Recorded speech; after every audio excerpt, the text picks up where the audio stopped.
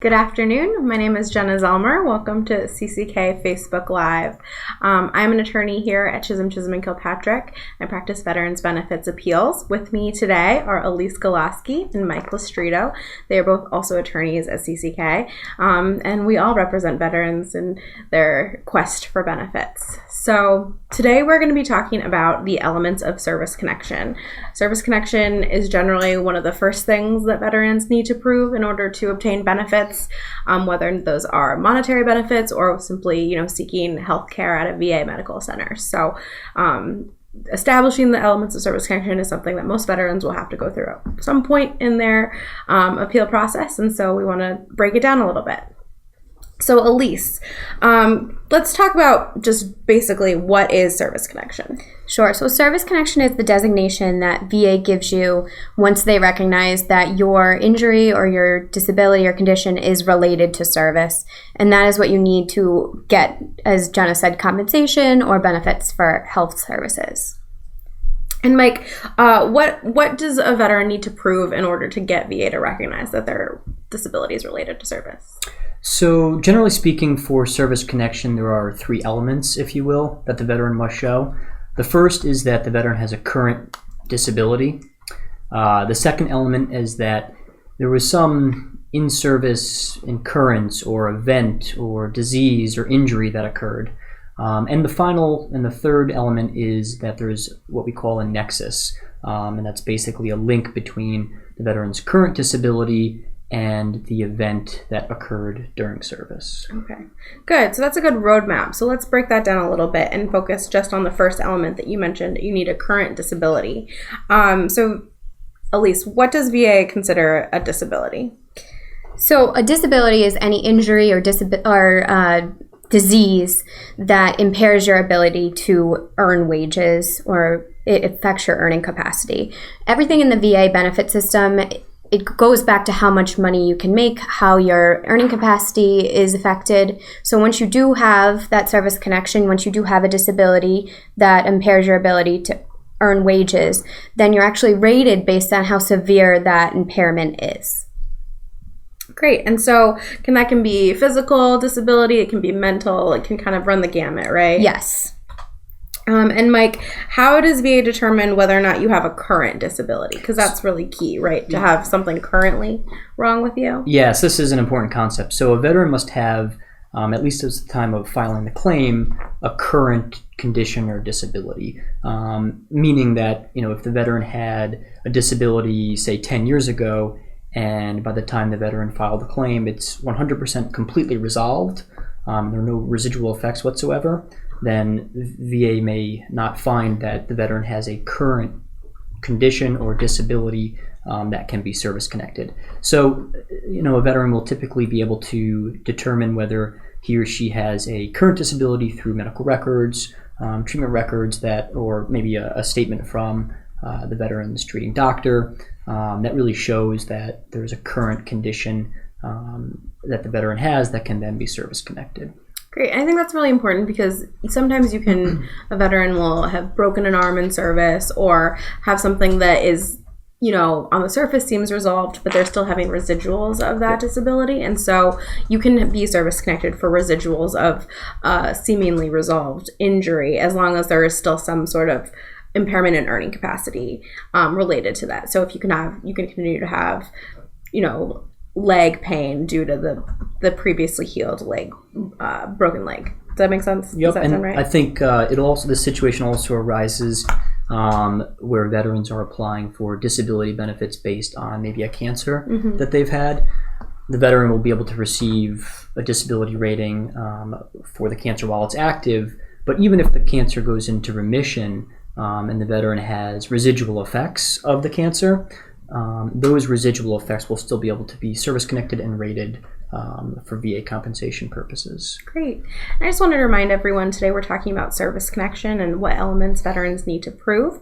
If you have any questions or comments as we discuss the elements, please feel free to leave a comment on in the comment box below. You can also visit our website at cck-law.com. We're going to be linking some articles with a little bit more information in the comments to our blog. So, Elise, we've been talking about what is a current disability? And I often find that VA will deny this element, will say that the veteran doesn't meet this element because they don't have a diagnosis. So can you talk a little bit about whether veterans need a diagnosis? What's the difference between diagnosis and disability? Sure. So it's certainly easier to be recognized as having a current disability if you have a diagnosis. I don't think we can argue that. It's definitely easier, especially to show that it's current if you have a current diagnosis. But you do not have to have a diagnosis under the law. There is a recent case called Saunders v. Wilkie. It's a federal circuit case that has actually outlined that a disability does not need to be formally diagnosed. All it needs to do is impair someone's earning capacity. So a good example of that is pain. If you have pain that is impairing your earning capacity, but it doesn't have an underlying diagnosis, Saunders v. Wilkie recognizes that that can still constitute a disability under for service connection purposes. Another example is what we call a MUCME. These are for the Gulf War veterans. You're going to try to say it or no? It is a medically unexplained chronic multi-symptom is illness. So that's why we call it a MUCME, because it is a mouthful for sure. This is really what happens when you have either a diagnosed condition where there's an unknown etiology, or you don't have a condition that really is diagnosable, but all signs are pointing to the fact that it's related to your service. And I believe we do have something on our website that outlines this in much more detail. But again, this is for Gulf War veterans. Yeah, and I think the takeaway is just, if you don't have a diagnosis, it's not the end of the road. It's obviously, as you said, easier once you have a diagnosis. And if you can get a diagnosis, from your treating physician, that's always probably the easiest route. But there are ways to prove this first element of service connection without diagnosis. And I think another thing to add too is that if a veteran knows they have a condition, they just haven't received a formal diagnosis in writing, they can actually request that VA conduct an examination. Mm-hmm. The threshold for obtaining a VA examination is rather low under the law.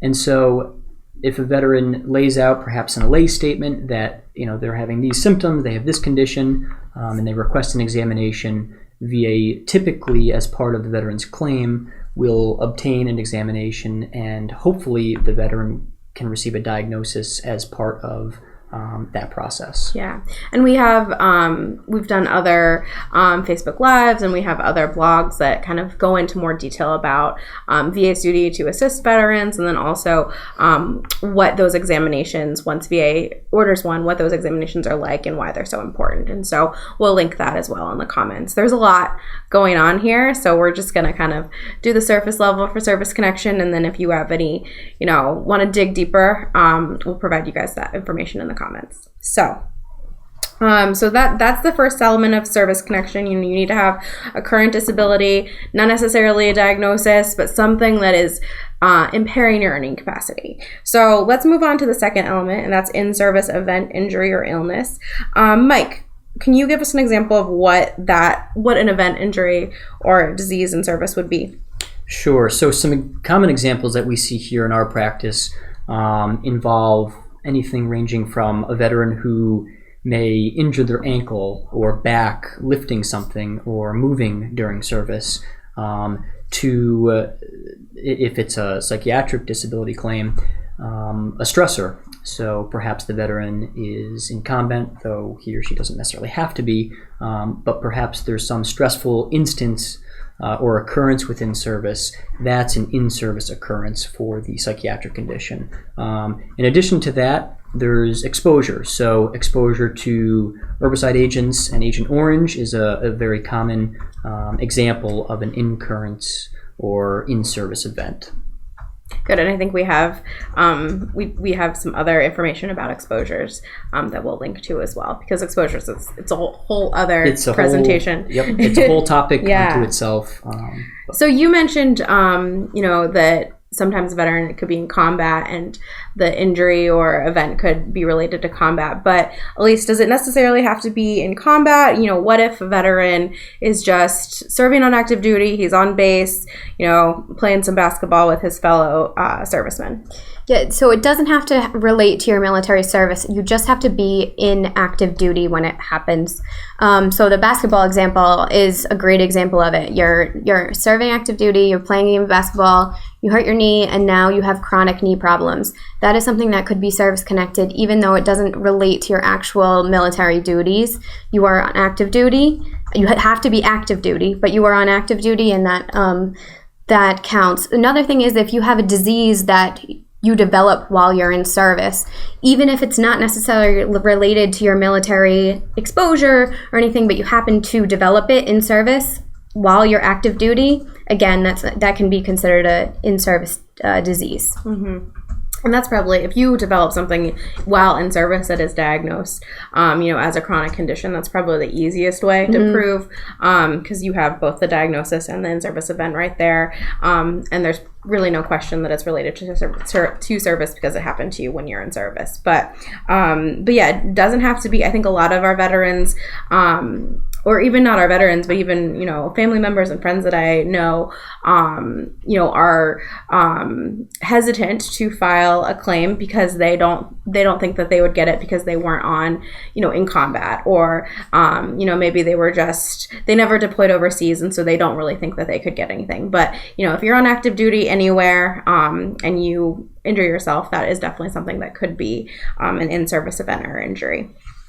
And so it's really important to, if you're having trouble or you think that you want to apply for service connection, but you're not sure if you qualify, it's really important to reach out to your service organization, a private attorney. There's lots of people out there who can help you and kind of provide some information about whether or not you meet the elements of service connection.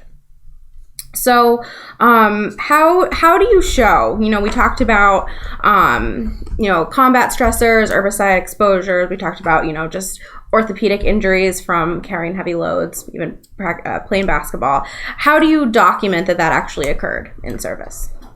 So I think maybe the most straightforward way is if your service medical records actually show that there was some type of event or injury that occurred during service. I mean, that's, you have your service records, it's listed there. That's obviously the most straightforward way, I think.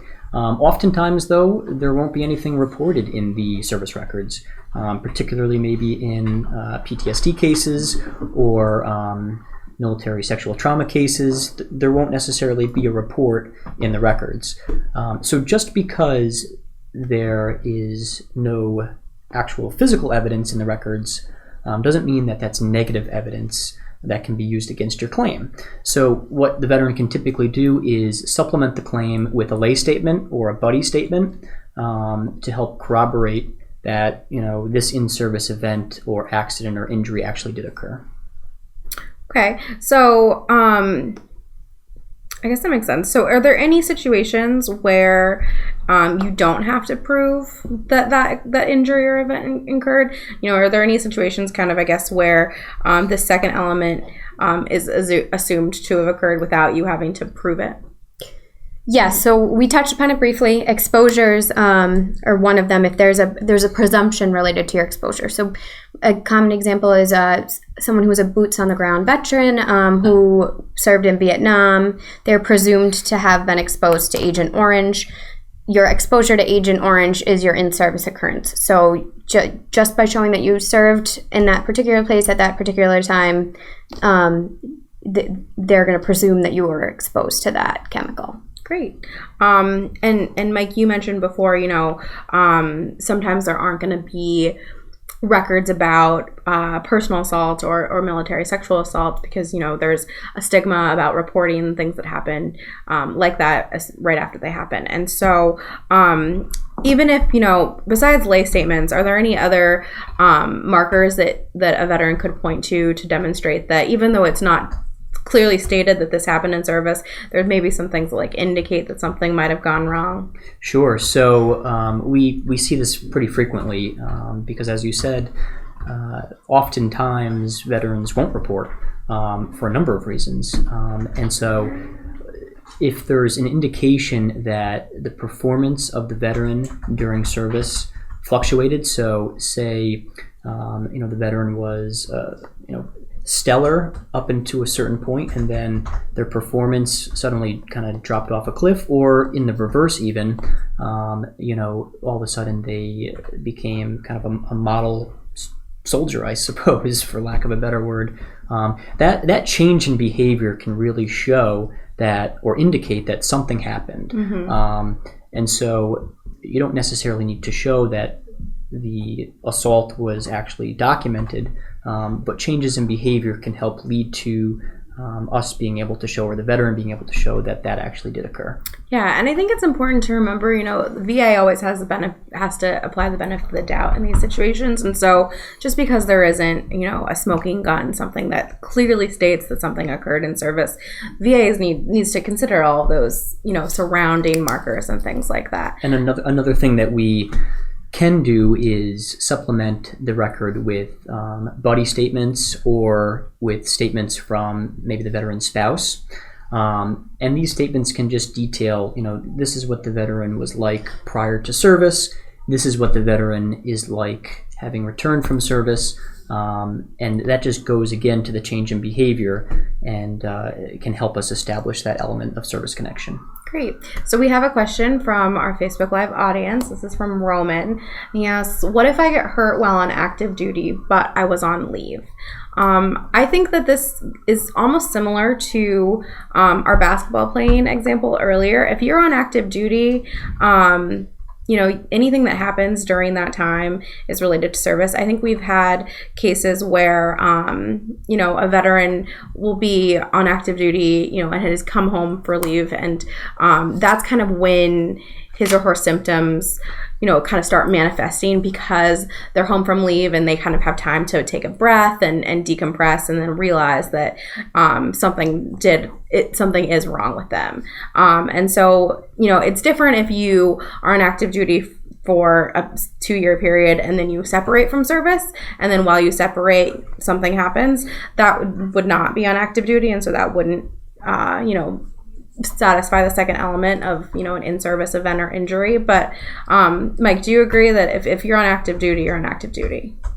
Yeah, and I think generally speaking, if you're on the base or if you're off the base, those things typically don't matter. If the veteran's on active duty, then whatever occurs is fair game in terms of service connection. Yeah, it's definitely something that you might run into some roadblocks, and like as I mentioned before, that's why it's really important to have experienced people helping you with your claims, whether those are accredited service organizations or attorneys, but it's just something that you really want to make sure you're laying out the history of, and when exactly, if you do remember when exactly it happened, to demonstrate that it happened on active duty. So that was from Roman. Thanks so much.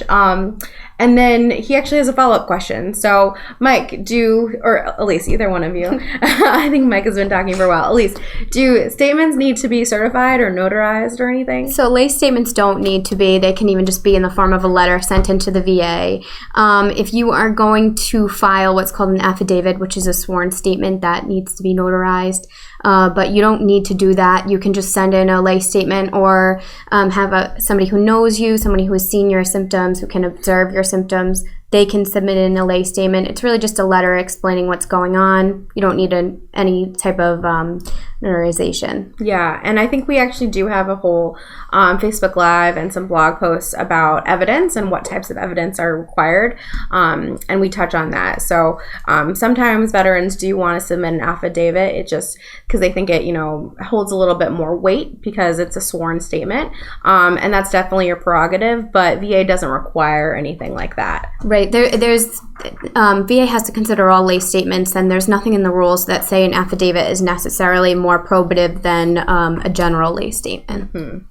So, we've been talking actually a lot about evidence, so this actually is a good transition. And I think we mentioned it a little bit before in relation to exams. But, Mike, what is VA's responsibility in helping you kind of find evidence that would meet the second element, an in-service event?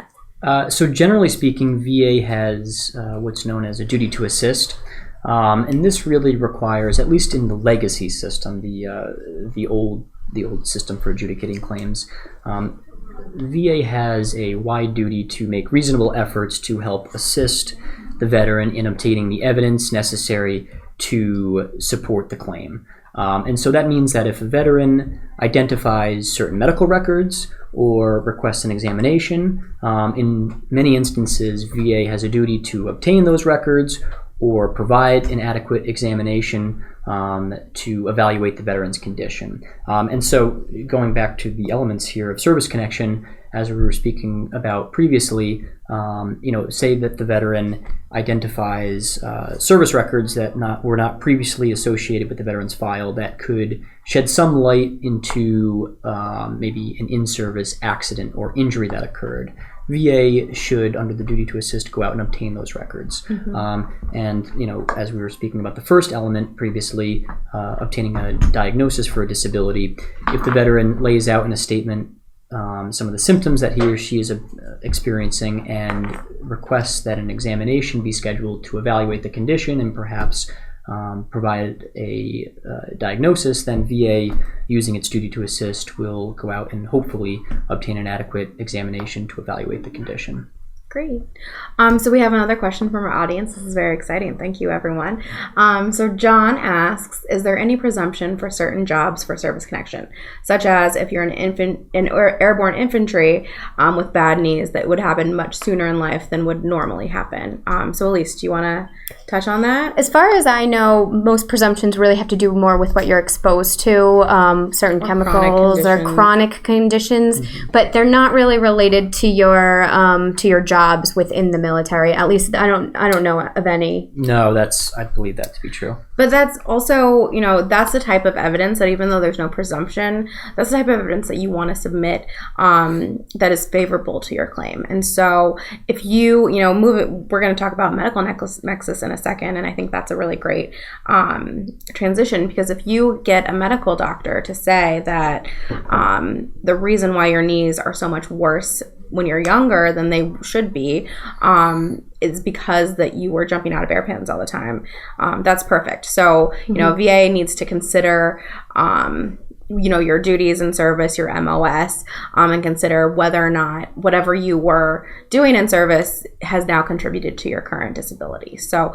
unfortunately, there's no presumption, but it is really good evidence that you can use to try to get service connection. So, let's move on to medical nexus. So we talked about, a current disability. We've talked about an in-service event. So what's the final piece of this puzzle, Elise? What's medical nexus? So the nexus is really your link. It's your link between your current disability, what's going on with you right now, and your in-service event, basically what was going on when you were serving. Okay. And I think we've touched on this a little bit, but Mike, where can we get a medical nexus? So there are a few different places. If a veteran has requested or has had a compensation and pension examination, which is basically just a VA examination, it's possible that the VA could, on its own, provide a nexus between the current disability and the in-service event. Although likely, at least what I've seen in my practice, is that's not typically the case. So really, it's incumbent upon the veteran to go out and be able to provide kind of supplemental opinions in the form of either a treating physician or if they're represented by some type of representation, or maybe on their own, some type of expert opinion. And really, the idea is to, as Elise said, provide a link, a medical link between what occurred in service and kind of current disability that the veteran's experiencing now. And I think it's important. So the standard of standard proof is as likely as not, and so that's kind of what the medical nexus is supposed to be geared towards. So if you get a VA examination, the examiner is going to say, well, it's as likely as not that the veterans, let's take John's example, the veterans parachute jumping contributed to his current disability. So sometimes the VA examiners, like Mike said, won't give a favorable opinion. You'll say, it's not as likely as not. Maybe they'll say, he has his knee disabilities are related to normal age, like wear and tear, aging. So if that's the case, if you don't have a favorable opinion from the VA physician, Elise, what is a veteran's kind of recourse there? You have a couple options. You can decide to go and get a second opinion from a private doctor or clinician. Usually, it's really important that when you are going to a private physician, if you can try and figure out what that negative nexus said, so they can maybe even address some of those, some of the gaps, and potentially help you when you actually do submit that evidence to the VA. Another thing that you can do is you can challenge the VA exam that you were given, the compensation and pension exam, as being inadequate for some way. You can challenge it for having an inadequate rationale, or maybe they got some facts wrong, and that's not, unfortunately, that does happen. So you can challenge that, let the VA know that you need a new exam, and point to specific inadequacies with that original exam that you got. Yeah, and I think, this dovetails really nicely with another question from Roman, who asks, how do you know what the examiner wrote in the notes? And so, obviously, in order to challenge a VA examiner's negative opinion, you need to know what he or she wrote. So how do we go about getting that? This is a really great question, because a veteran can request to obtain a copy of the C&P examination, and I really encourage them to do so. And that way they can take a look at what exactly was provided as the C&P examiner's opinion. They can see if the information that they relayed was accurately jotted down onto the C&P form or the opinion. And as Elise said, I would strongly recommend that if they see something that they find inadequate, to point it out to the VA, send in a piece of correspondence detailing why they think that the C&P opinion doesn't really capture what the current state of their condition is. And you're more than able to bring that examination with you. Say if your treating physician will provide an opinion for you, to have them review it, or an expert opinion for the expert to review it, so that they can not only provide an opinion but address any inadequacies that were provided by the VA examiner. Yeah, and I think that's really important, because if you get your own examination, that examiner can kind of really go point by point. If, it's more helpful for an examiner to do that than for a veteran in certain situations. So, if a VA examiner is saying that you served the wrong dates, or that you didn't have any treatment or didn't have any pain for a certain amount of time, and that's factually wrong, then you as a veteran are competent to say that that's wrong and that VA shouldn't rely on it. But if it gets into the more medical expertise about, why a certain condition developed, then that's why it's really important to have your own expert who can, refute that. And I think that's going to carry a lot more weight for VA than if you were to just say, I don't think this examiner, who presumably went to medical school or nursing school or some sort of professional training, is right. So that brings us to our next question, which is from Lexa. Thank you, Lexa. Can you define what kind of doctor would qualify as an expert? So, going back to what I was mentioning, these doctors have specific training. Presumably, audiologist, a doctor who specializes in hearing loss, probably wouldn't be the best expert to opine on whether or not your knees are related to service, right?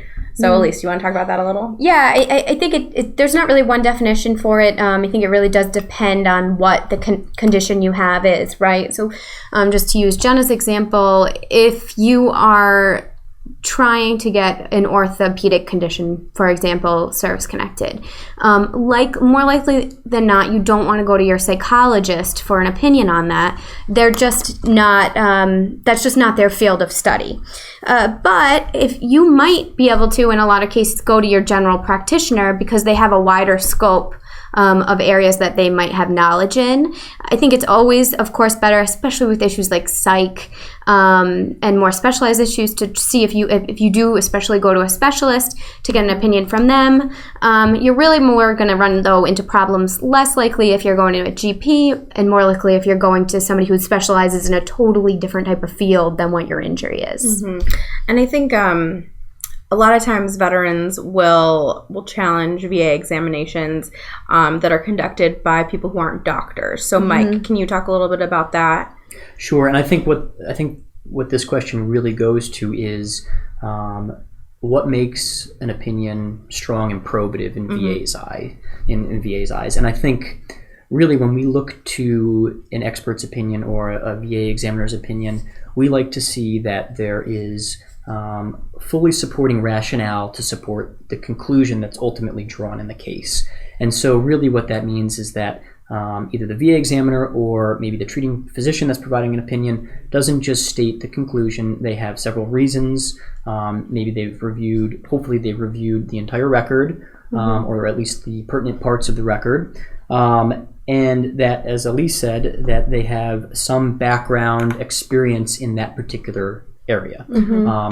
Doesn't necessarily have to be a doctor or even someone necessarily in the same field, but they do have to have some type of core competencies or education level that really underlies the opinion and therefore gives it probative value in VA's eyes. Yeah. So, for example, nurse practitioners, licensed clinical social workers sometimes, depending on the issue, things like that, even though they're not medical doctors, they are still competent and still have expertise in a certain field. And so VA will often use those types of experts. And sometimes it's not a matter of, you might have two different opinions. One's a VA opinion that's a negative opinion in your case, unfortunately, and an opinion from maybe a private physician. And so oftentimes it comes down to showing that the opinion that you've obtained, that you've submitted, is more reliable, is more probative than the VA opinion that's been obtained in the case. And maybe you do that by showing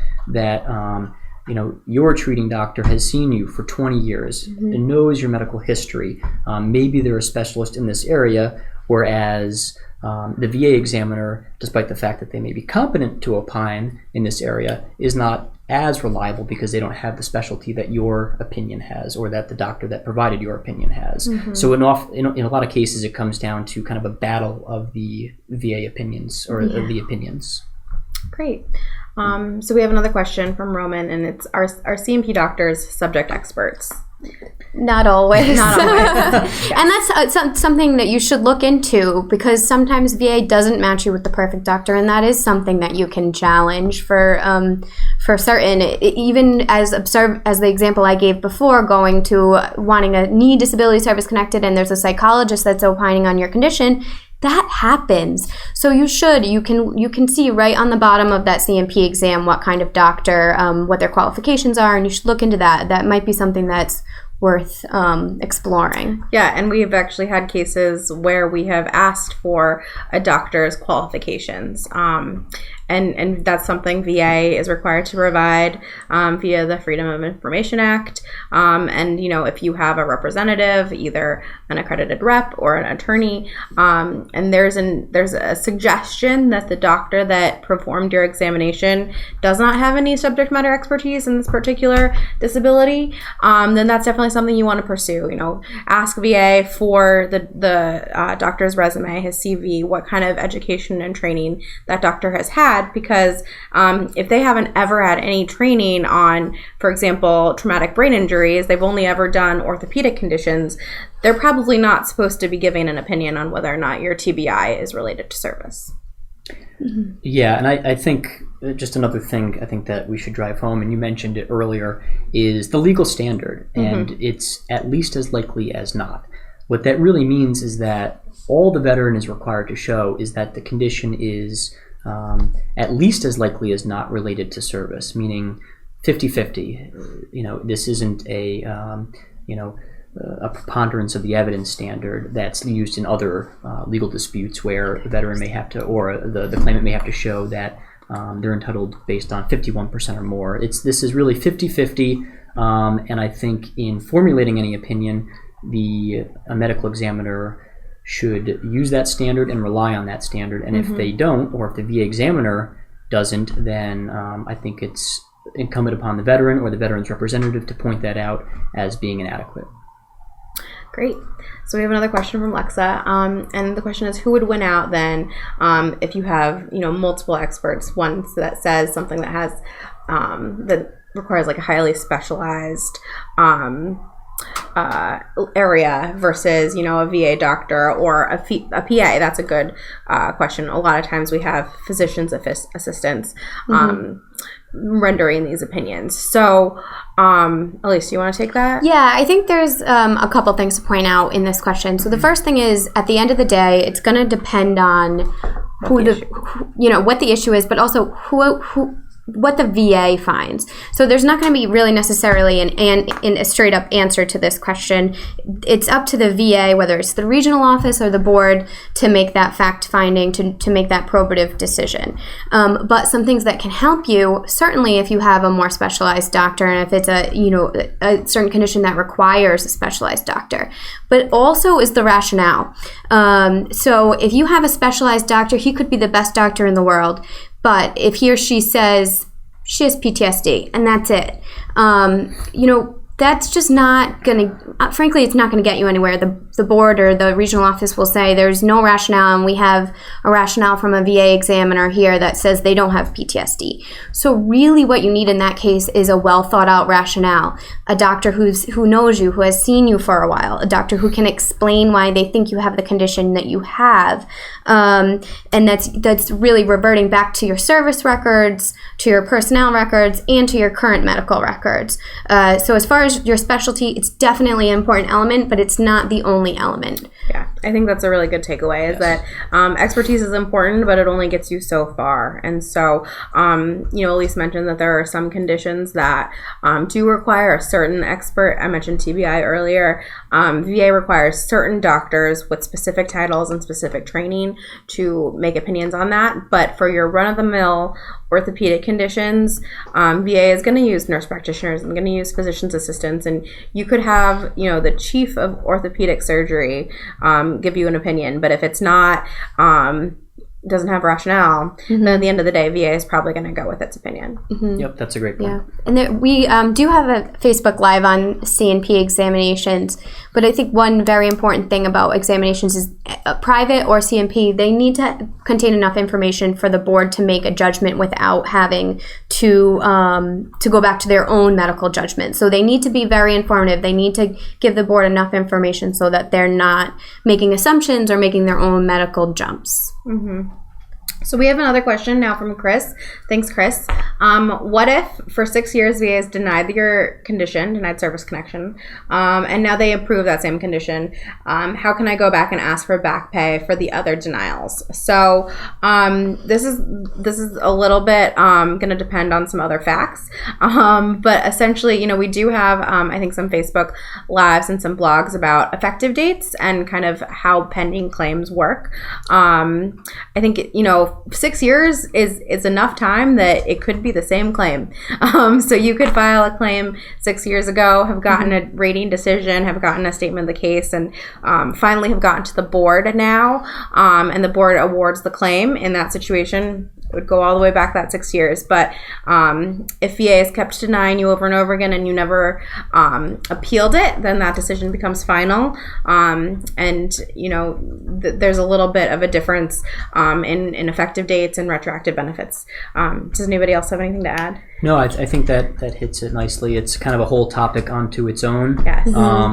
But the only thing that I would just say is, if you get a decision that grants service connection and grants an effective date that you disagree with, appeal the decision. Yes. Yeah. And specifically state that you disagree with the effective date that's been assigned. You want to keep the claim open as long as possible.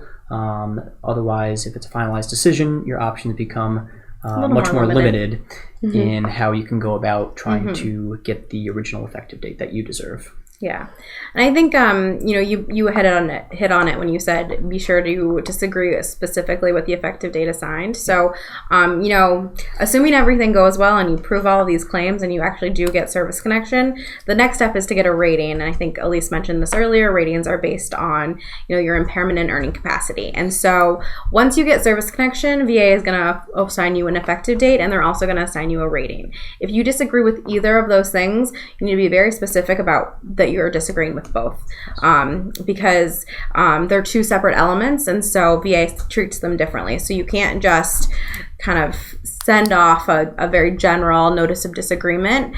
They're probably going to think that you just want a higher rating, and you want to make sure that you're telling them what exactly you want in that notice of disagreement. Yes. Yeah, that's a good point. Great. So we talked a lot about medical opinions, and we talked a lot about, what happens when VA offers a negative nexus opinion. So why would VA examiner do that? Are there certain things that make it more difficult to establish a nexus? Why that would make a VA examiner kind of less likely to give you that favorable decision opinion? Sure, yeah.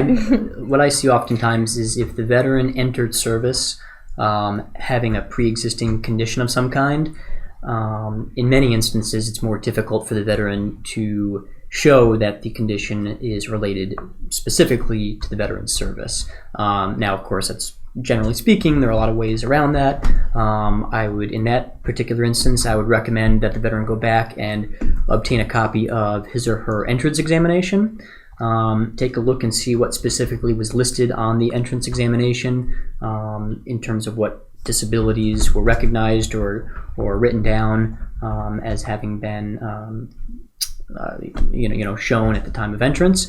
There are certain presumptions. It's a complicated topic. We won't get into it here. Yeah. But more or less, if a veteran has an entrance examination that doesn't show that the condition is stated at the time of entry, then they'll be entitled to certain presumptions that the condition was actually related to service. Presumption is the word of the day here. Yes. I think another example is what I'll call an unhealthy habit or an intervening habit.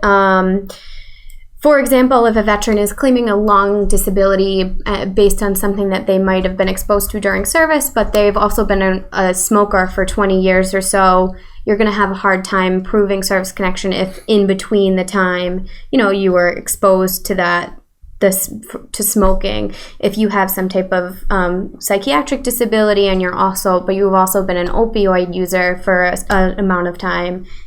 We see it also with hepatitis. If you were an intravenous drug user, it doesn't always have to be unhealthy. It could just be noise exposure. If you if you were exposed to noise in service, but you also worked on a construction site as your job after service, again, that's intervening, something that might be hard to overcome. So is there anything that we can do that veterans can do to help show nexus in these situations where, there might be potential other causes besides service? Well, to go back to what we've been speaking of, medical opinions can really help you here. If you can get, especially if you have a treating physician who knows you, who knows your history well, that can really benefit you when you have these competing illnesses or competing causes. Yeah, and don't forget that a veteran can have a condition related to service, but then have kind of an outside non-service related condition that maybe further contributes to that. Military service doesn't have to be the sole cause, if it's a contributing cause, and so I think it's important to remember that. In addition, it's a separate topic, but there's a concept called secondary service connection, which basically means that if a veteran has a service-connected condition that causes or aggravates a non-service connected condition, then that non-service connected condition can also be linked to service. And so there are a few different ways that a veteran can go about trying to establish his or her claim. Great. And I know we've talked about this before. I mentioned earlier presumptions, the name of the game. So are there any situations where a veteran wouldn't need this medical nexus opinion? What kind of presumptions are there in place there? Anybody want to? Sure. So I think the common one that comes to my mind is Agent Orange exposure. And so for Vietnam veterans or, Thailand veterans, there are certain presumptions in place that are essentially a shortcut or help establish that nexus without having to actually show specific medical evidence linking the veteran's condition to the veteran's exposure and service. So those presumptions exist to really provide that shortcut for the veteran. Yeah, I think Elise mentioned this earlier in the in-service element portion, but for Agent Orange exposure, if you're in Vietnam and you have a certain condition, there's a whole list of them, including diabetes, CAD, which is coronary artery disease, a lot of other things. It not only proves, VA has not only conceded that you were exposed, but they have also conceded that if you have one of these conditions within a certain time period and that's a certain level of severity, then you also get that nexus. And so that's really helpful, I think, to Vietnam veterans with certain conditions, because it would be almost impossible to prove, one, that they were actually exposed, and then two, that whatever they were, whatever they currently have is due to Agent Orange. Yes. Yeah. Okay, great. Well, I think that's the end of my questions for you guys. Thank you for joining us today. Thank you to all of our people who wrote in, John and Roman and Chris and Lexa. And thank you everyone else for tuning in. I hope you guys tune in next week. We'll have another interesting topic.